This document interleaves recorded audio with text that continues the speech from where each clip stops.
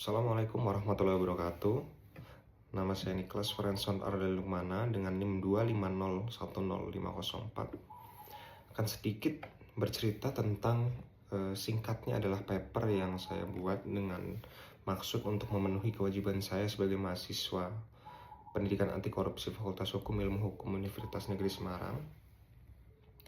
Pada kajian yang saya lakukan ini, saya menelisik bagaimana tindak pidana korupsi atau perilaku korupsi di Indonesia, yang lebih khususnya adalah saya mengkaji tentang kenaikan gaji ASN, TNI, Polri, dan pejabat negara dan pengaruhnya terhadap upaya pencegahan korupsi.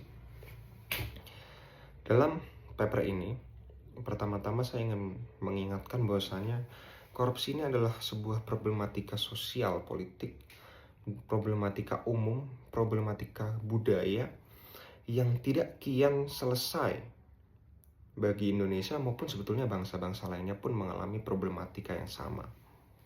Oleh karena itu, Presiden Prabowo mencoba untuk menelisik, melakukan langkah preventif.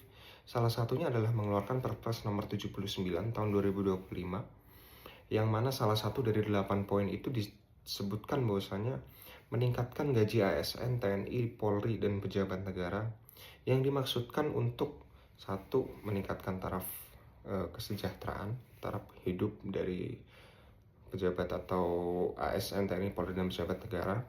Lalu yang kedua adalah dimaksudkan untuk mengurangi potensi perilaku koruptif.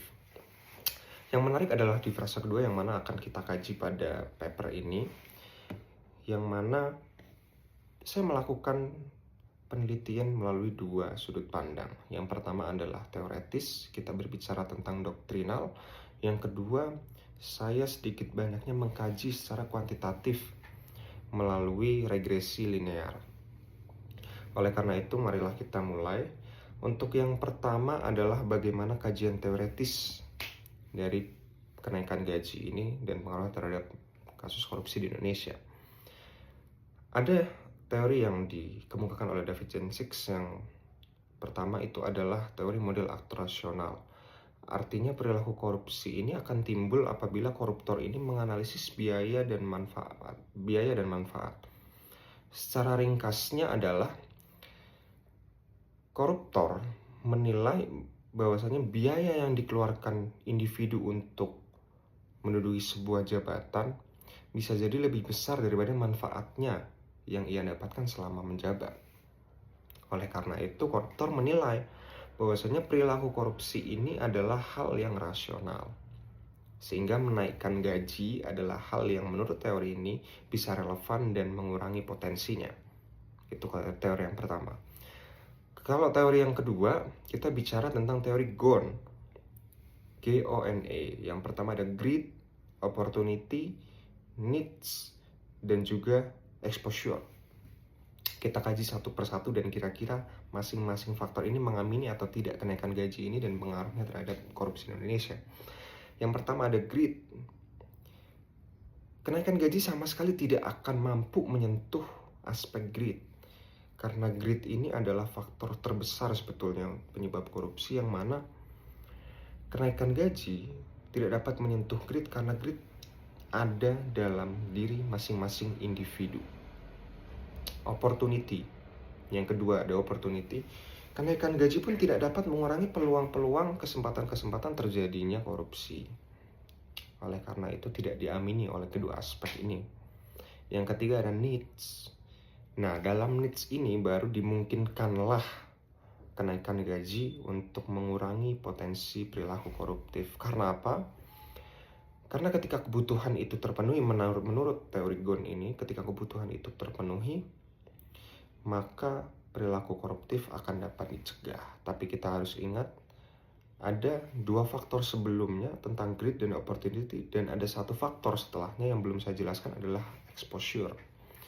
Exposure yang berarti pengungkapan, yang mana budaya-budaya penegakan hukumnya ini sedikit banyaknya bisa merasionalisasi tindakan dari koruptor. Dia tidak akan dipenjara dan lain sebagainya. Itu menurut sudut pandang teori GONE. Teori yang ketiga ada teori fraud triangle atau segitiga kecurangan.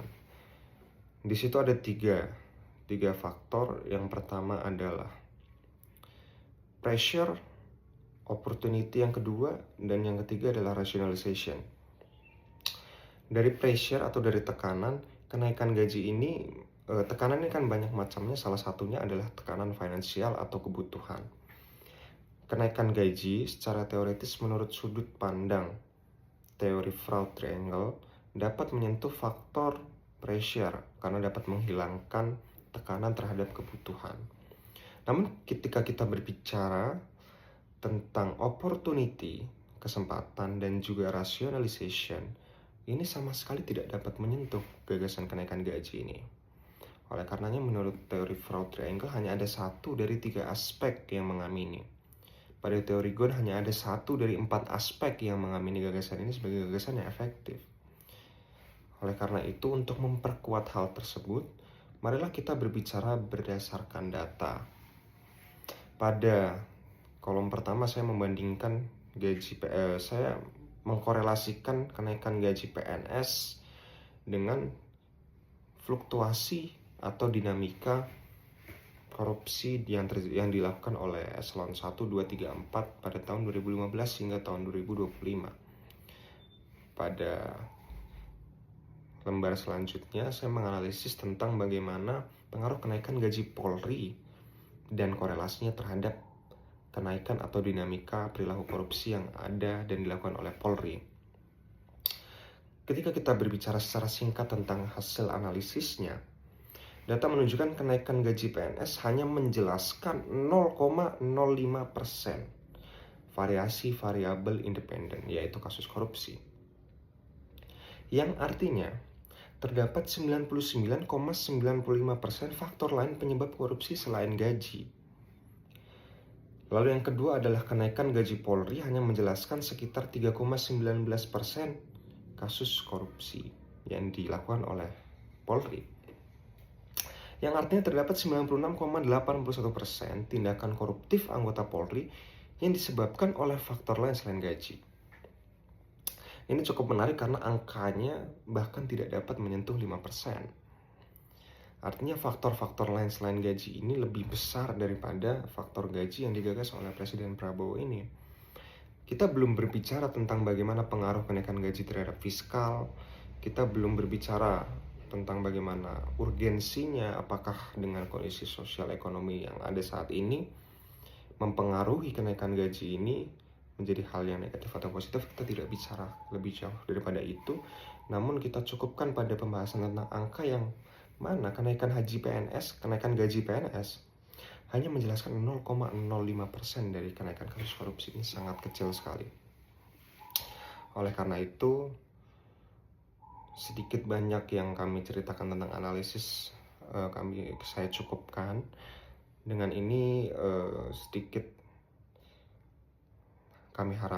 saya harapkan agar dapat bermanfaat dan juga berpengaruh terhadap demokrasi yang ada di Indonesia. Oleh karena itu saya Niklas Horenson Arda Lukmana dengan NIM 25080100504 pamit undur diri. Wassalamualaikum warahmatullahi wabarakatuh.